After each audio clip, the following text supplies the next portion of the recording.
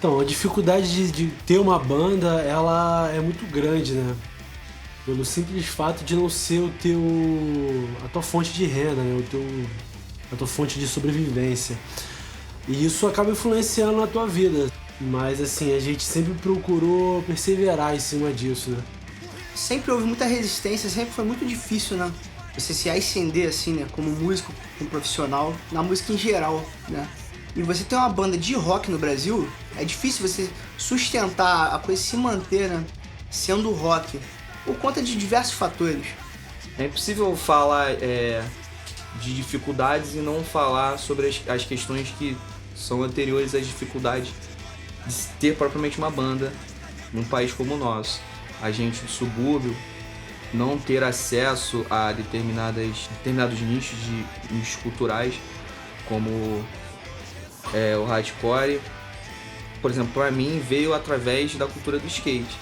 E isso tá atrelado ao lance social e ao lance econômico, porque você não sabe, você não tem como chegar ali, naquele universo que é um universo de bandas que estão do outro lado do mundo, sacou? Estão lá nos Estados Unidos, são bandas que dizem coisas, às vezes até sobre a sua vida, mas você não vai ter acesso, porque você tá numa cultura que te impede.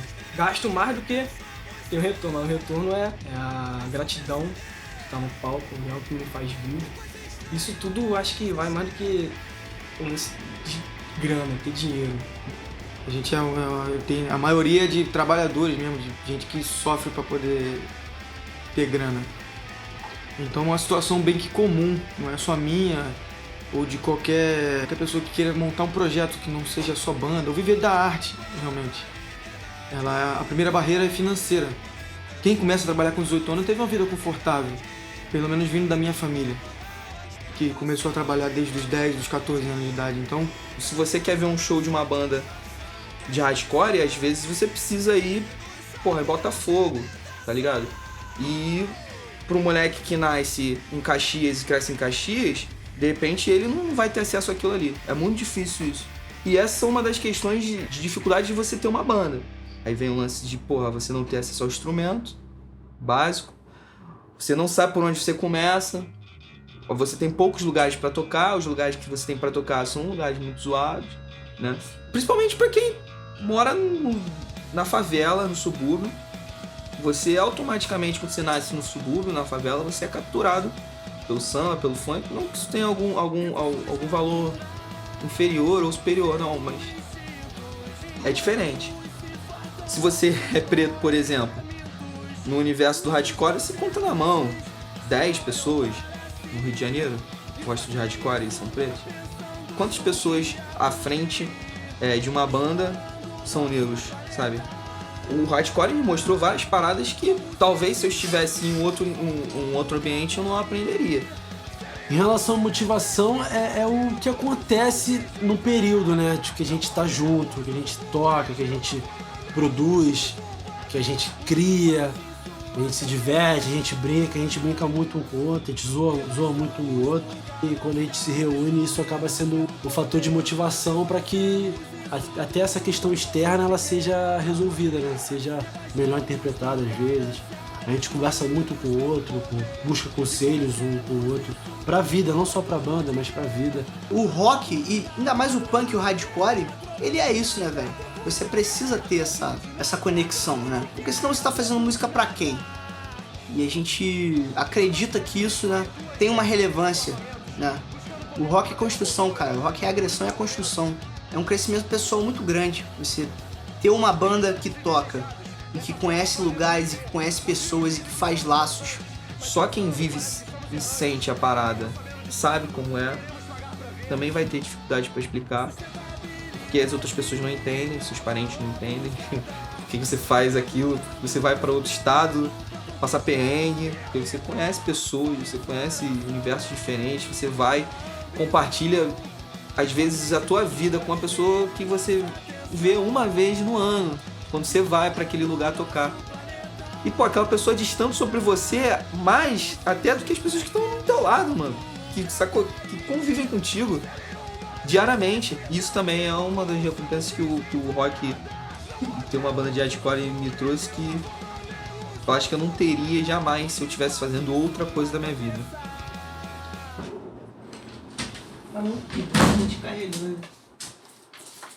Tá com um pauzinho, mano. Isso é uma coisa muito difícil de explicar. As motivações que você tem que te levam a fazer isso. Te levam a fazer o rock. Na verdade, tentar viver de música. Você querer mostrar teu trabalho, você querer motivar até alguém também.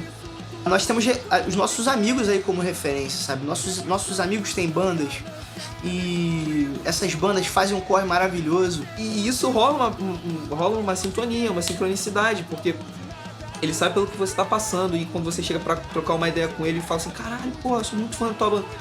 O cara entende, porque ele também já passou por aquilo ali. Então você tem que acreditar, velho. Se você não acreditar, quem vai, tá ligado? Que isso mude, cara, que isso mude algumas coisas.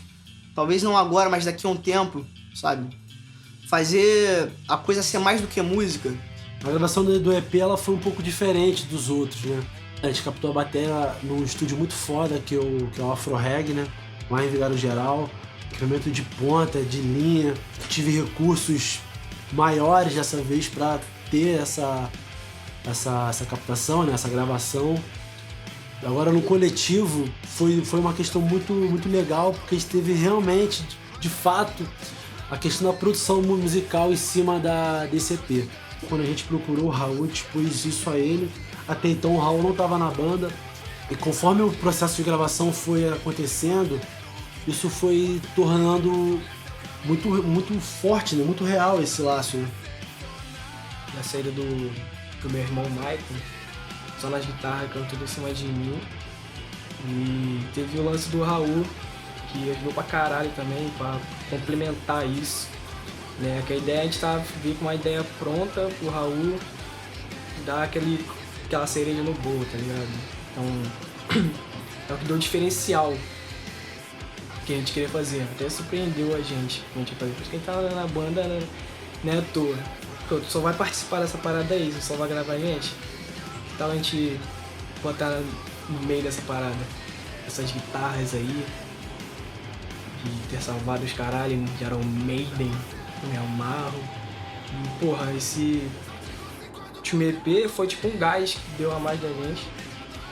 A forma como a gente produziu esse EP foi tudo mais orgânico, digamos, sem pressa, procurando realmente a qualidade das coisas. A gente teve uma estrutura no Afro Reg que fica escondido para muita gente, na verdade, do rock, não do pessoal do próprio movimento de MPB, né, música popular brasileira, não fica escondido. Muita gente conhece o Afro Reg justamente por esses canais de música popular mesmo brasileira. Agora o rock eu não vejo. O pessoal fica muito surpreso quando fala que a gente gravou de graça e a produção do EP veio com um cara que a gente, pra mim, assim, pro meu irmão talvez, a gente tenha descoberto agora. Mas pro Renato, pro Felipe, pra muita gente do rock, o Raul, ele já vinha com essa ideia de trabalhar produção musical, entendeu? Mas eu só descobri com ele já trabalhando muito bem com isso, igual ele tá trabalhando hoje. O Raul veio para produzir esse EP da gente. No geral, o EP todo, ele fala quase que de uma mesma coisa, só que de perspectivas ou de lugares diferentes sobre a mesma coisa. Se for uma em comum, eu lembro que eu escrevi ele em 3 partes. 2 dessas 3 partes foram escritas em aula, uma aula que eu estava tendo de filosofia. Tanto que tem muita referência ali de filosofia antiga, que eu gosto muito. Eudaimonia também, mas Eudaimonia foi escrita uma aula sobre ética.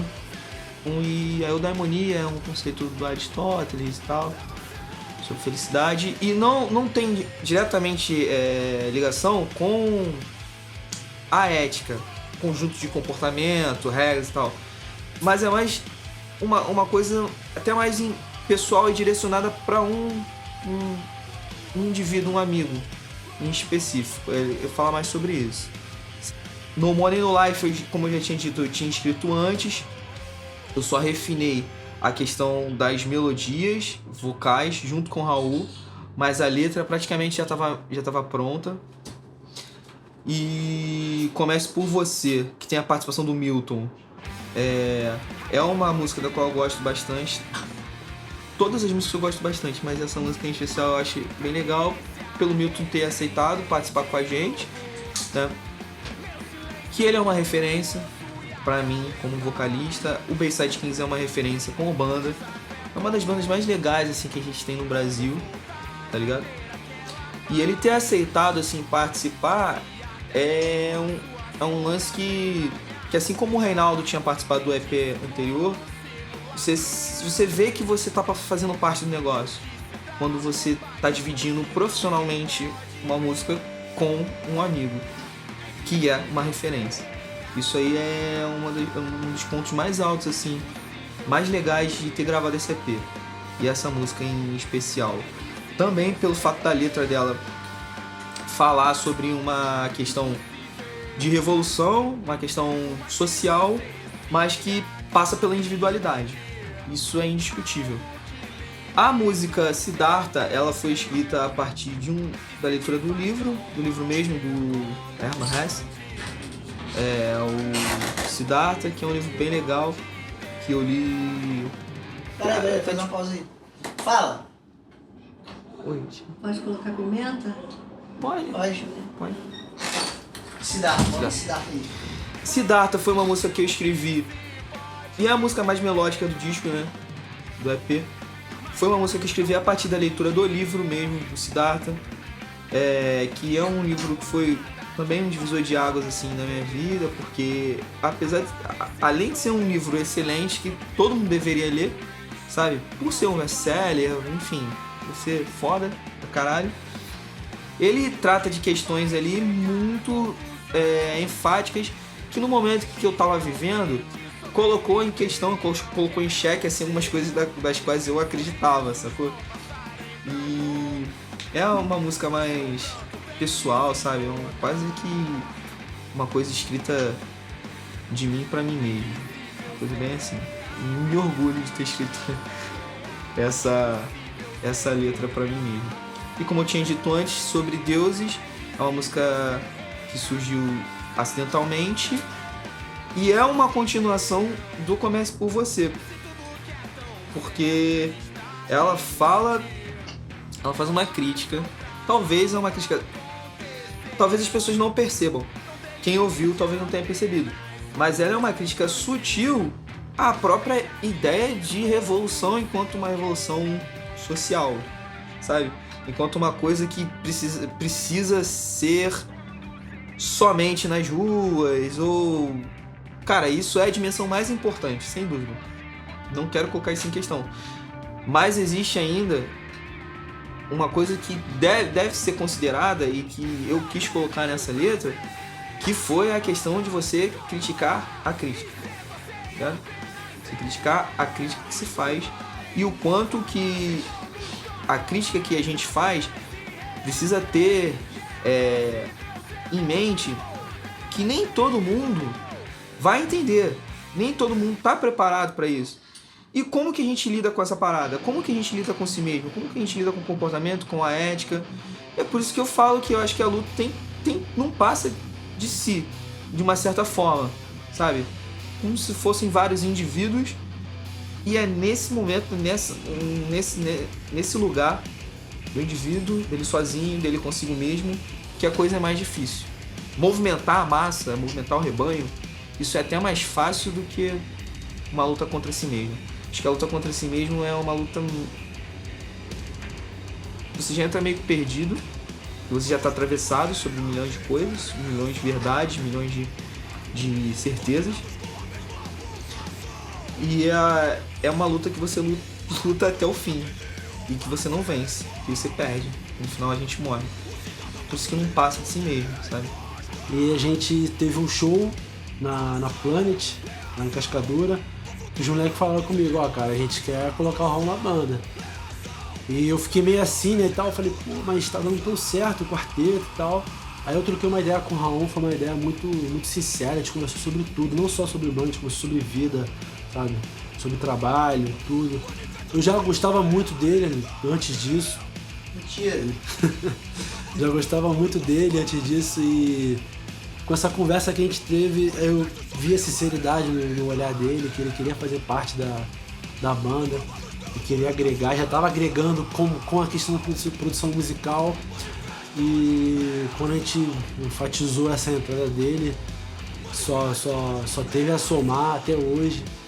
E aí, a gente tá correndo com ele aí junto, superando as dificuldades aí, fazendo a banda crescer cada vez mais.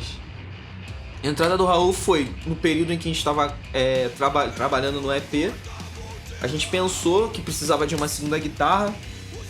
Na verdade, eu achava que o Pedrinho tinha que se esforçar mais para fazer umas coisas melódicas, mas aí depois ele me convenceu e eu entendi que realmente duas guitarras ficam mais bonitas, mais preenchidas. E aí, na mesma hora, eu falei assim, pô, real, se a gente precisa de uma segunda guitarra, eu acho que o Raul é a única pessoa possível nesse momento. Primeiro porque já é nosso amigo de outros lugares, de outros tempos, sacou? A gente já tocou junto, já tinha tocado junto com a Drift. É uma banda a qual eu gosto muito, sacou? E o Raul, ele, além de ser produtor, o malucão é um excelente músico. É uma contratação milionária, assim, vamos dizer assim. É o Neymar, né? No time lá que ele joga. Tipo, é a melhor contratação que a gente poderia ter feito. E o moleque já chegou somando pra caralho, assim. Somando muito.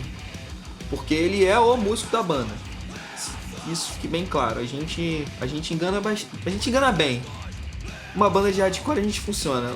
Mas quando o moleque entrou, a gente passou a falar assim, não, a gente precisa ficar um pouco mais afiado nas coisas que a gente tá fazendo. Porque se mostrou necessário, ele trouxe uma profissionalidade técnica, da produção, do áudio. Ele com o estúdio Broken Bad tá, tipo, produzindo as melhores paradas que tem saído aí do universo underground. Sempre admirei muito o corre dos caras, mas até que a própria musicalidade eu prezo muito pelo corre, sabe qual é? De você pegar e apesar de você não ter estrutura, você vai lá e faz, sabe? Com o que você tem e bota a coisa pra funcionar. E os caras têm isso, sacou? Os caras têm isso e eu dou muito valor, sabe? Então quando eles me chamaram, né, na época da gravação do EP, eu sabia que era uma parada que na época eu precisava participar de um projeto desse, tanto como profissional como pessoa, sabe? É uma parada que tem me auxiliado muito, assim, na minha vida, até no meu trabalho, né? Por trabalhar com produção musical e ter essa ponte da banda, sabe? É uma coisa que me faz viver experiências que acabam agregando muito até no meu trabalho. Então, além de eu amar a parada, eu tenho essa necessidade. Ainda mais, pô, com pessoas, pô, sensacionais que são os caras, né? O Rasta, o Pedrinho, o Kaique e o Felipe, cara. São pessoas, assim, que os caras são foda e amigos de verdade, que você sabe que você pode contar. Pô, em pouco tempo que eu tô na banda, a gente já viveu coisas, assim, que pra mim vai ser inesquecível, sacou? Então, o lance do clipe com os caras da Lima foi, pô, sensacionalmente. Porque eu já tinha gravado ele com a minha banda anterior. Eu tinha agora com a minha banda anterior. E passei essa experiência pro moleque da NDR. Porra, gravar com os caras, pô, os caras são profissionais, né, mano? Porra, não é gravar no celular, não. Acho que se der um celular na mão dos caras, os caras vão fazer uma puta de uma produção. Sei lá, bateu na nossa cabeça, falou, pô, a gente precisa ter um clipe. E eu acho que veio muito pela produtora, a Lima, que já tava mostrando uns trabalhos sinistros, sabe? Uns trabalhos que a gente falou, porra, isso aí é do underground, cara? Isso aí é uma galera que a gente consegue ter acesso. E o clipe veio assim, veio pra gente com surpresa, porque o Alima tava fazendo um trampo gringo, né? A gente tem a maior referência, sempre fala gringo. Veio com um trampo muito bom. E a gente falou, pô, por que a gente não faz um clipe? E por surpresa a gente fez uma reunião com os caras da Lima e eles também estavam super empolgados com a ideia de fazer um clipe com a gente. Essa música é muito voltada à questão do trabalho, à questão do patrão, como isso pode ser uma parada que vai influenciar diretamente a tua vida ao longo do tempo. Uma crítica, né, em cima da economia, do neoliberalismo e de todo esse lance de patrão, de você ser funcionário e tudo que vem com isso, sabe? E como esse mercado é uma coisa injusta e é cruel, sabe? É muito pesada essa música pra mim. Quando a gente gravou, por exemplo, bateu muito forte. E ter essa experiência de gravar o clipe foi sensacional. E ainda mais com a estrutura que a gente teve, né, com o pessoal da Lima Produções, que são pessoas maravilhosas, sabe? A gente já criou um laço e eu não tenho o que dizer, assim, sobre o nível de trabalho dos caras. Eles são muito foda, sabe? Tudo que eles fazem. Os caras já têm uma puta de uma experiência no cenário do rock aí, né? E tem desenvolvido um trabalho maravilhoso que eu, pessoalmente, nunca tinha visto nada igual, né? Por aqui. E no dia que a gente gravou a primeira parte do clipe lá, o primeiro take lá que a gente fez, sei lá, as primeiras cenas, sim, a gente já falou, pô, tem um clipe aqui, mano. Pela qualidade da gravação, pela entrega da equipe e pela entrega da gente, sacou? No clipe, das interpretações, a gente foi tudo muito tranquilo, foi muito relax, sacou? Não teve pressão, a gente fez o que a gente podia fazer e da forma como a gente podia fazer, e saiu muito maneiro. Saiu muito maneiro mesmo. As imagens que a gente teve acesso foram imagens que a gente falou assim, cara, que foda, irmão, que é isso? O bagulho tá muito bom, mano. Ficou muito irado mesmo. Coisa da qual eu me orgulho, vou contar pros meus netos se eu tiver filhos. O próprio trabalho deles gera uma expectativa grande, cara. E eu tenho certeza que vai ficar muito foda. E aqui aproveitando o espaço para agradecer realmente de coração a todos os amigos e os caras que alimentam, né? Como o Raul mencionou, o underground é feito assim, a banda é feita de amigos. Kai, o que você acha assim, que teria sido diferente na sua vida se não houvesse o rock e a banda? Eu acho que eu estaria mais alienado possível, cara. Na verdade, o hardcore, sendo mais específico, ele me tirou um pouco da alienação do que é isso aqui, futebol. A televisão te enquadra muito nessas coisas, né? Você só fica automatizado em questões de financeiras e tudo mais. Você não para pra pensar. Eu acho que eu estaria mais automatizado. Eu estaria trabalhando em qualquer lugar, sendo subordinado e gastando meu dinheiro com futebol, qualquer coisa do tipo. Acho que me deu um sentido na vida o rock. Acho que me deu um sentido do que eu quero pra terminar a minha vida e falar, porra, eu fiz algo, entendeu? Você tem uma visão um pouco mais ampla, quando você está inserido nesse meio, que o meio que não envolve muito dinheiro, é um meio que não envolve fama, que não envolve nada muito supérfluo, né? Muito material, supérfluo, vamos dizer assim. É uma parada mais verdadeira. É uma coisa que tá presente há muito tempo na minha vida. Então, é até engraçado, né? Porque quando eu comecei a tocar, eu não queria ter banda de hardcore. Era moleque, assim, tocando rock, né? E eu queria ter uma banda, sei lá, cover de Iron Maiden, Pantera, sei lá. E aí, na época, os moleques estavam começando a tocar, né? O Guilherme, pá, meus amigos aí de infância. E aí eles me botaram pra tocar, né? E os moleques curtiam hardcore, então eu comecei a tocar hardcore, querendo tocar heavy metal, sei lá, essas paradas de roqueiro mesmo. E aí eu comecei a curtir, na época o Guilherme começou a se envolver mais com punk hardcore, começou a comprar disco, né? E depois eu comecei a compreender o que era, não só hardcore, mas todo aquele cenário independente e cultural que estava acontecendo. Se eu não tivesse o rock, o hardcore, o punk na minha vida, eu poderia ser mais um imbecil aí de repente, né? Metade da minha vida, já, posso dizer, praticamente, foi envolvido com rock, com música, com rock, hardcore e punk mesmo. E dessa metade tem a ver com o NDR. Foi um período muito intenso, foi um período que eu nunca tinha, uma coisa que eu nunca tinha visto antes. De fazer coisas que eu nunca tinha feito antes, nem em outras circunstâncias. Por exemplo, eu nunca tinha viajado tanto quanto eu viajei com uma banda. Mesmo eu tendo ido para outros estados, com família e tal, não é a mesma coisa. Eu acredito até que foi até mais intenso do que a adolescência, assim, sabe? Algumas experiências que eu tive com o NDR. E é gratificante, cara, você poder realizar um trabalho e ver outras pessoas cantando o que você escreve. Isso eu acho que coisa nenhuma pode ser... pode chegar perto dessa... Tu não sabe até onde teu trampo chega, sacou? E como ele afeta nas pessoas. Isso é muito louco, assim, muito difícil de assimilar, tá ligado? E é isso. Só que eu não sei falar, né? Esse laço, né? Então eu acabei entrando pra parada. Quero arrotar, mas não saiu. Mas a gente busca... me perdi agora. Me perdi agora. Que eu li... Peraí, faz uma pausa aí. Fala. Oi, Pode colocar pimenta? pode. Pode. Pode.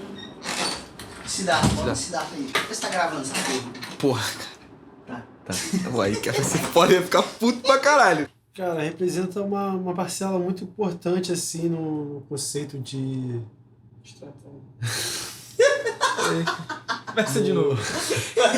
Não emenda a palavra, não. Dificuldade que encontra na banda? É a dificuldade que você acha assim, que tem uma banda, tá ligado? Sabe, das coisas que são muito caras e... Sei lá, dificuldade no geral, assim. Então, a dificuldade... Deixa eu dar uma relaxada aqui, assim. Cara, eu vou sair só pra tu não ficar... É, cara, eu tô tímido. Lá. Tá tímido. Imagina isso pelado. Quer que eu saia? Também tá Não, gravando. cara, Eu tio posso aqui. sair, não tem problema não. Não, fica comigo Não, aqui. vai lá, Fica aqui comigo, cara. Tem certeza? Sim. Tá bom. Esses moleques são bacalhadores. Uma banda, o que você gosta de... Mas aí, se tu assistir que errou, tu só recomeça, tá gravando aí depois eu corto.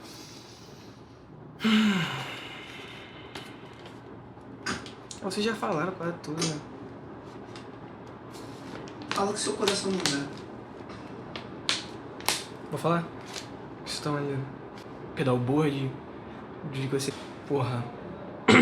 Pedal board... Não, corta. Corta. Cortando. Corta. Eu não sei o que falar, cara. Tô falando, não tem nada nenhum. Não, corta.